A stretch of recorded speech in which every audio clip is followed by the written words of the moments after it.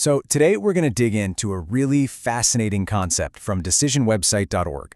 It's basically a blueprint for a new kind of digital tool, one designed to help all of us tackle our biggest, most complicated problems, from national debt to climate change. And the idea is to do it by completely flipping the script on how we argue, and more importantly, how we agree.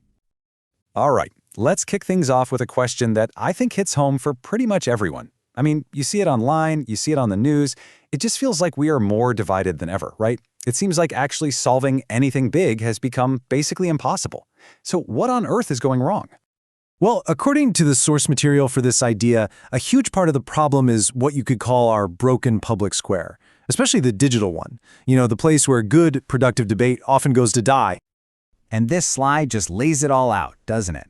On the left, that's the world we live in now. Social media debates are all about shouting, who has the biggest personality, and just winning. It's a contest. But the goal of the Decision website is a complete 180. It wants to shift the entire focus to logic, to the ideas themselves, and to finding solutions together. The point isn't to win the argument, the point is to find the answer. Okay, so if that's the problem, what's the solution? Well, this whole proposal is centered on creating a brand new tool, one that's built from the ground up specifically for making decisions as a group. So the website is built on a few really foundational principles. First, it's designed to represent all perspectives, not just the loudest ones in the room. Every single idea gets put under the microscope and scrutinized. And the whole process is built to find consensus, to bring people together, not drive them apart. But maybe the most critical piece of the puzzle is who's actually in charge. And this is probably the most important part of the whole design. According to its creators, this tool can't be controlled by the government, and it can't be controlled by any special interest group. For it to work, for people to trust it, it has to be in the hands of the citizens themselves, run transparently and democratically. So the big question is, how would any of this actually work in practice? It sounds good, but what are the mechanics? Let's get into the nuts and bolts of how a debate would be structured to actually be, productive. Right off the bat, it's not a chaotic free-for-all. The whole thing is broken down into these really clear stages. It all starts with brainstorming, just getting every possible idea out on the table. Then, you organize all that into clear, manageable subtopics. The real work happens in step 3, the challenge phase, where every idea is rigorously tested. That process helps build consensus around the strongest points. And then, finally, citizens get to vote on the solutions that made it through the fire. Now, to make that process work, there have to be some strict rules of engagement. For one, anonymity helps keep the focus on the ideas, not the personalities behind them.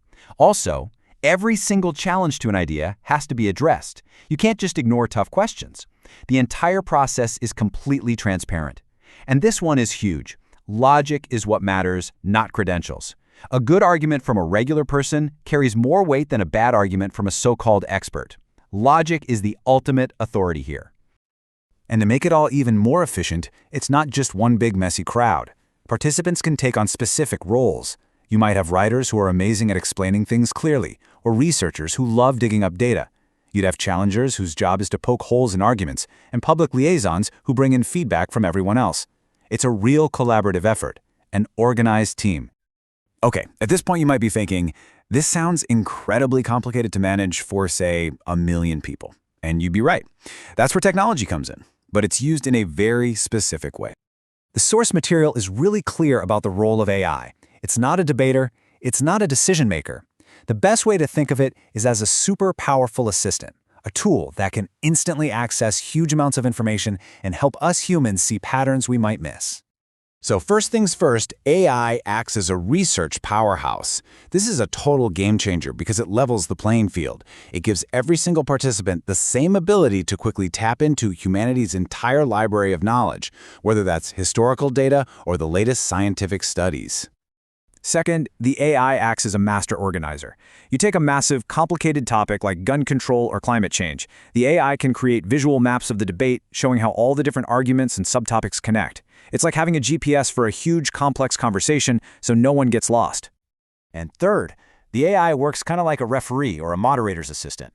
It can track the entire debate and automatically flag areas where a tough question hasn't been answered, or maybe a certain viewpoint is being ignored. It helps make sure the whole debate is thorough and fair. But at the end of the day, and this is so important, the AI is only a tool. The source material is very clear that the human participants must own what they write. Humans are responsible for the logic, for the accuracy, and for the final decisions.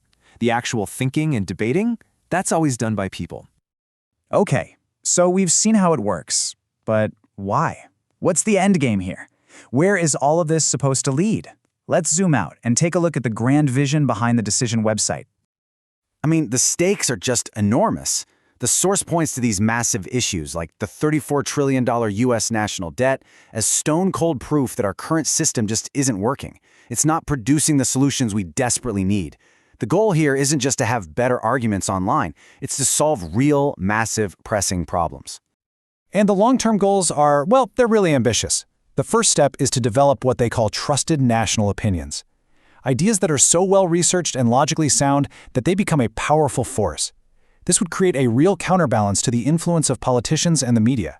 And ultimately, it could even provide a pathway for citizens to organize and propose fundamental changes to the Constitution themselves. And look, the argument here is that this isn't some kind of sci-fi fantasy. It's a proposal for right here, right now. We're at this totally unique point in history where the internet connects everyone, and AI gives us these incredible new tools for thinking together. The idea is that we have a real opportunity to evolve democracy itself. And so that leaves us with this final question, which is really the heart of this entire idea. Just for a moment, put aside all the technical challenges, and just imagine if this were possible, if we as citizens could truly think together, logically and collaboratively. What's the first thing we would decide to change?